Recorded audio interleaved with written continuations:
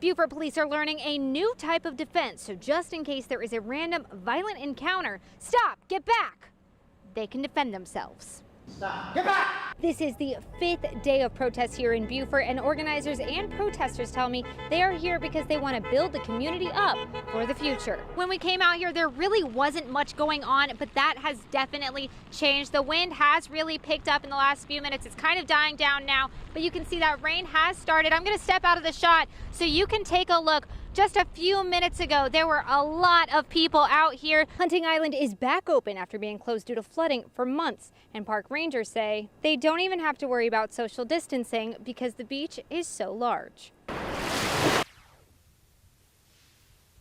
Well, my cleanup has started here at Brunson Laundry, where a fire ripped through the building. It started in the back and made its way all the way up to the front. And you can see all that is left is debris and smoke. And employees tell me it is a 100% loss, but they just feel lucky no one was hurt. Now, Curly proved just how special of a dog he was when he woke his dad up to save his life in the middle of the night. And now he's being honored by the whole town. Hey Jamie, yeah, and we are certainly feeling that wind here as well. You can see these waves on Hilton Head are much larger than what we would normally see, but Shore Weather Services says it was still a beautiful day today, but not to be fooled because things could change this weekend. During rainy weather days like today, when the Beaufort County School District bus drivers pick up their children, they know they've got precious cargo on board, which is exactly why when they're driving, they know they have to be extra cautious.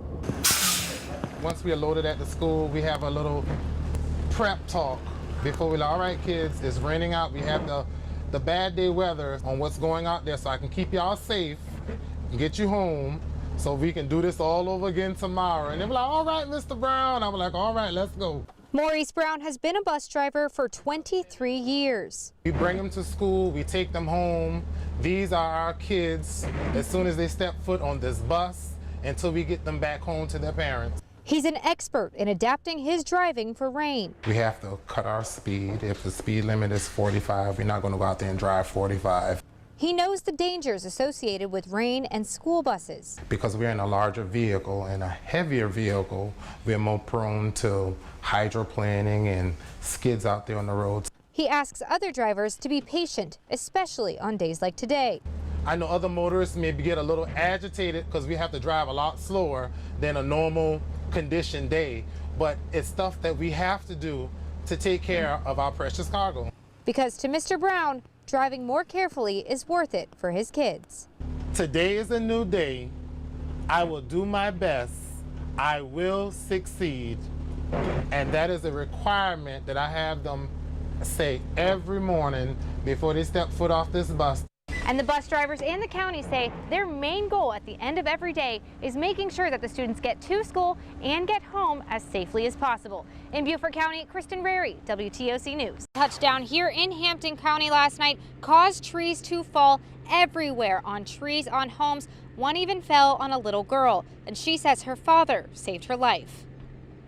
So I was sleeping last night, and the tornado came, and all I heard was a crack, and then the house shook really badly, and then the tree fell.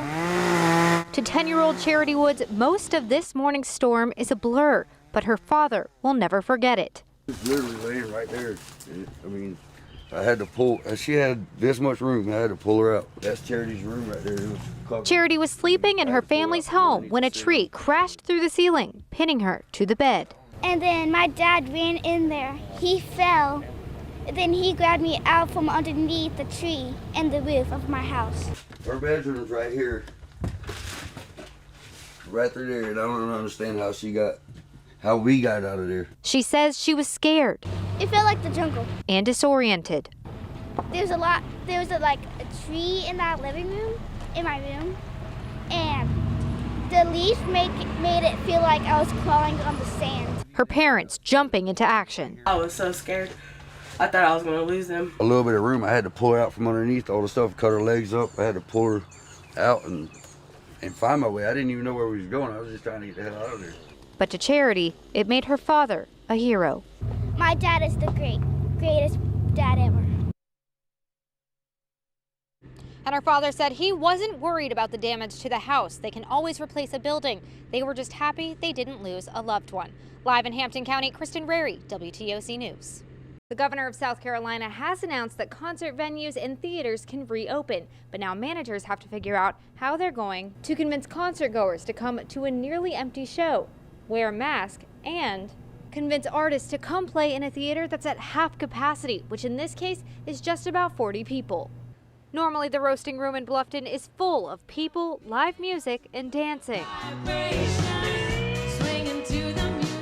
But lately, it's been quiet. As of August 3rd, that could all change. The governor announced concert venues and theaters can reopen at half capacity. So we don't really have any shows on the books until the beginning of September, which it still gives us enough time to figure out what that's going to look like.